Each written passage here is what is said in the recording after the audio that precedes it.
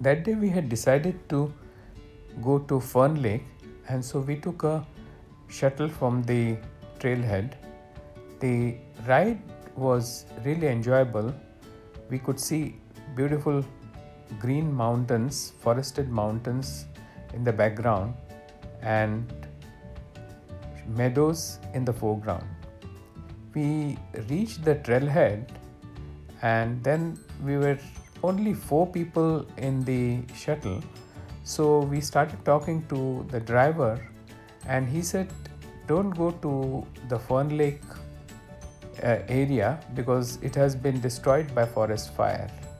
So we took some photographs locally at the trailhead while waiting for the return trip. We then decided to go to Sprague Lake and Alberta Falls.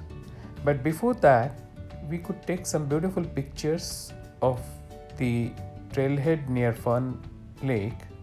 There were beautiful aspen trees. We could also see some moose there. There was a moose family, and we could take beautiful pictures of the moose in completely wild setting. It was really nice being at the trailhead, although we couldn't visit Fern Lake. We took the next shuttle to Sprague Lake. Sprague Lake is a beautiful small lake with approximately half a mile of walk around the lake, and the Sprague Lake is located on the south side of Glacier Creek. The lake is named after Mr. Sprague, who had established a lodge near the lake, and he could offer accommodation and food for travelers who wanted to come to this area for fishing, hunting, etc. The room in 1919 cost $6, whereas the meal cost $1. Today the lodge is not there, but it was basically located in the same area where today the parking lot is there. The area near the lake is very scenic, and you can get very beautiful pictures of the surrounding area. The water is placid and very clear, so you get mirror-like image reflections of the mountains in the lake waters. The Sprague Lake area has a boardwalk all around the lake, and there are a few bridges as well. There are areas where there are sit-outs. The boardwalk is accessible to the wheelchair-bound people.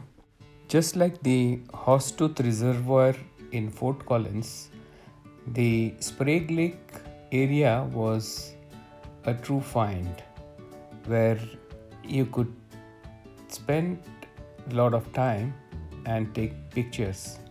This area is also very liked by picnickers.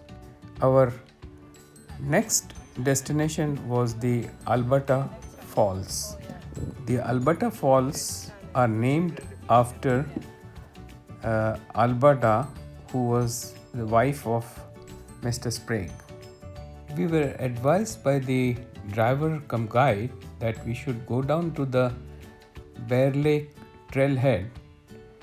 One of the trails goes downhill, and that trail takes you up to Alberta Falls. It's a decent mile long walk. From the Sprague Lake, you can also get view of the flat top mountains. It's a decent hike up to the Alberta Falls. When you reach the Alberta Falls, the view of gushing water from the top of the falls to down below is quite exhilarating.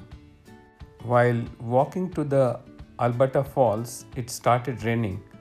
Luckily, we were quite well prepared with our disposable raincoats and we immediately donned the raincoat.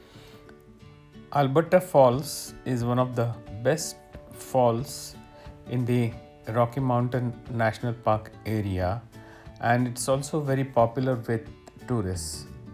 It is at an elevation of about 9,240 feet and is accessible from two sides, one from the Bear Lake and the second access is from the Glacier Gorge trailhead. On the route, we encounter either mixed pine forests or aspen groves. The fall has a height of about 30 feet. After spending approximately half an hour at the Alberta Falls, we started our return journey.